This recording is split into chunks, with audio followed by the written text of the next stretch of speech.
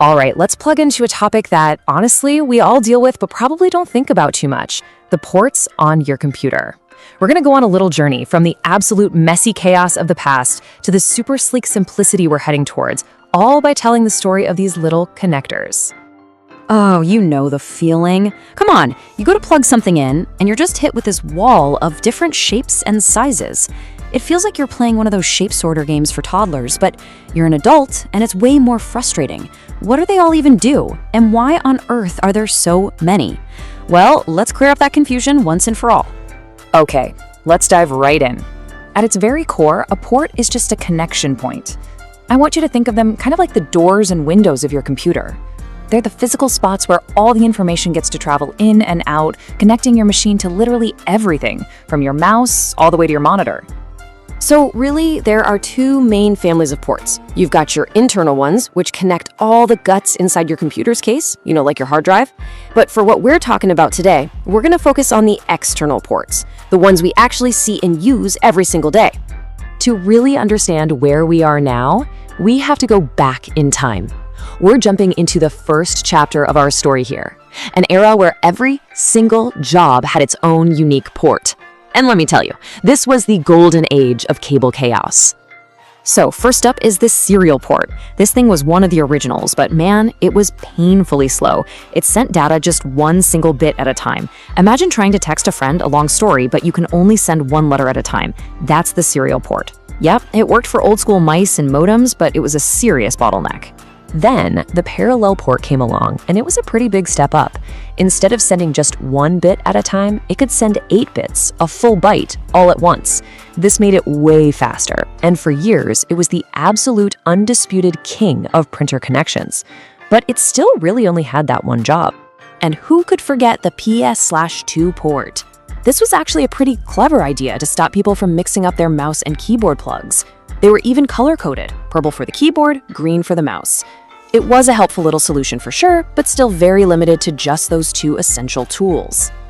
So you see the problem, right? This old guard of ports just created a real mess. The speeds were slow, every single device needed its own special port, and that led to this giant, confusing mess of cables behind your desk that never seemed to work with each other. The world was practically begging for a hero to come in and bring some order to all this chaos. And that hero, well, it arrived in the late 90s. Its name? USB, Universal Serial Bus. And its goal was so simple, but at the time, it was revolutionary. Create one standard port that could replace all the others. Now, USB didn't just show up overnight as this perfect solution. It evolved. When it launched back in '97, it was a massive step up. Then, through the 2000s, USB 2.0 made it the default port on pretty much every computer. In the 2010s, we got that blue-colored USB 3.0 for a serious speed boost, and now we have USB-C, that small, reversible connector that's basically taking over everything. And to really get a feel for what a huge leap this was, think about this number. The original USB could transfer data at 12 megabits per second. Remember that old serial port? It was crawling along at 115 kilobits per second. That means USB wasn't just a little faster, it was over 100 times faster. If the serial port was walking a letter across town, USB was firing that letter from a cannon. Just a massive, massive upgrade. But speed was only part of the story. The real magic of USB was its versatility. It was a true Swiss Army knife of ports. It could handle your keyboard, your printer, your camera, your external hard drives. It could even charge your phone, all from the exact same type of port. It finally solved that super frustrating one-port, one-purpose problem. So USB became the ultimate multi-tool, right? It was perfect for almost everything. But for some really demanding jobs, you don't want a multi-tool, you want a specialized power tool. Things like high-quality video and lightning-fast networking still needed their own specialists, because the need for speed, well, that was far from over. And this is a perfect example of that evolution in video. For years, that blue VGA port was the standard. It sent an analog signal.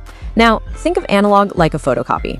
It's a pretty good representation of the original, but it can get a little fuzzy, a little distorted. It's been totally replaced by digital ports, like HDMI and DisplayPort. Digital is like sending the original data file. It delivers a perfect pixel-for-pixel signal for the beautiful, crisp displays we have today. Okay, so let's look at the other powerhouses.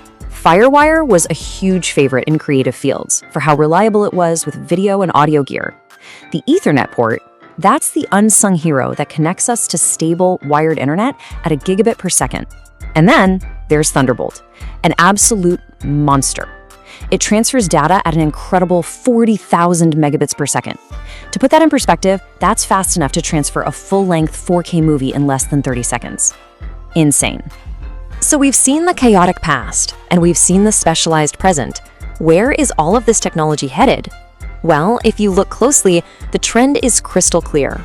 It's a return to that original dream of ultimate simplicity. The future really is one port to rule them all. And here's the cool part. Technologies like Thunderbolt now use the exact same physical connector as USB-C. This means a single, tiny, reversible port can handle everything. We're talking ultra-fast data, multiple 4K monitors, and enough power to charge your entire laptop. That original dream of USB is finally truly being fulfilled. And that kind of brings us full circle, doesn't it? After all these changes in shape and speed and function, the fundamental purpose has not changed one bit. Like our source material says, all of these ports, from the oldest clunky ones to the newest sleek ones, they exist for one reason: to let our computers talk to the outside world. But here's a final thought I want to leave you with. We went from a dozen different ports down to just a handful, and now we're heading towards just one or two powerful ones. With wireless charging getting better and Wi-Fi speeds getting so fast, is it possible the next step in this journey from chaos to clarity might actually be no ports at all? What do you think?